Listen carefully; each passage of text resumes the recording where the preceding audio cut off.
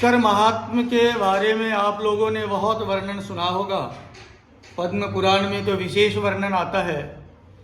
कहते हैं देवता नाम यथा शंभुर भूता नाम च यथा धरा।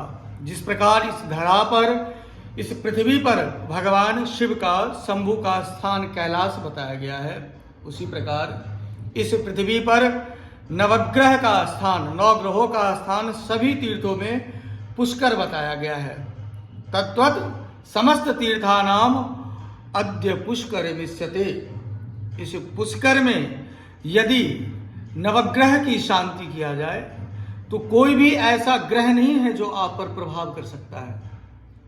चाहे शनि की कुदृष्टि हो, बृहस्पति की दशा हो, शुक्र का प्रभाव हो, नाना प्रकार के जो नवग्रह हैं, उस नवग्रह की शांति करवाने से, अब लोग काल सर्प दोष करवाने के लिए 12 ज्योतिर्लिंग जाते हैं, परंतु कहा जाता है नवग्रह का निवास स्थान यदि पुष्कर है, यदि पुष्कर में ही काल सर्प दोष की शांति भी किया जाए तो इससे भी काल सर्प दोष मिट जाता है। वही पर्वतानाम यथा मेरु पक्षी नाम गरुड़ तथा तत्वद समस्त तीर्थानाम अद्यम पुष्कर मिष्यते।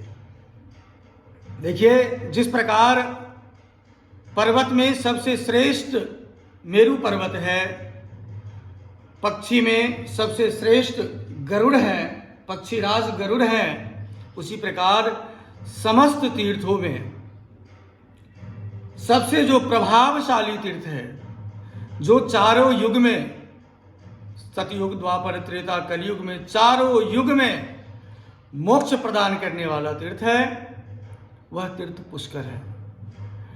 पुष्कर में आना ही बहुत कठिन है। यदि आप आ गए तो बड़े भाग्यशाली है। और आने के बाद पुष्कर झील में स्नान करना और भी दुर्लभ है।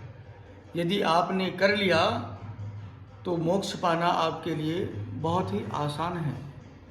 इसीलिए पुष्कर तीर्थ आप जब भी आए, पुष्कर सरोवर में, झील में स्नान अवश्य करना चाहिए। यहीं से 3 धाराओं का उद्गम हुआ है। सरस्वती नदी का भी प्राकट्य यहीं से हुआ है। तो नाना प्रकार की पूजा पाठ यदि आप कहीं और करवाते हैं तो उससे कई ज़्यादा बेहतर है कि पुष्कर तीर्थ में कराने से आपके सभी ग्रह शांत हो जाएंगे, पुण्य की प्राप्ति मिलेगी और पुष्कर में आके सरोवर के स्नान से आपको मोक्ष प्राप्ति का भी योग बनता है।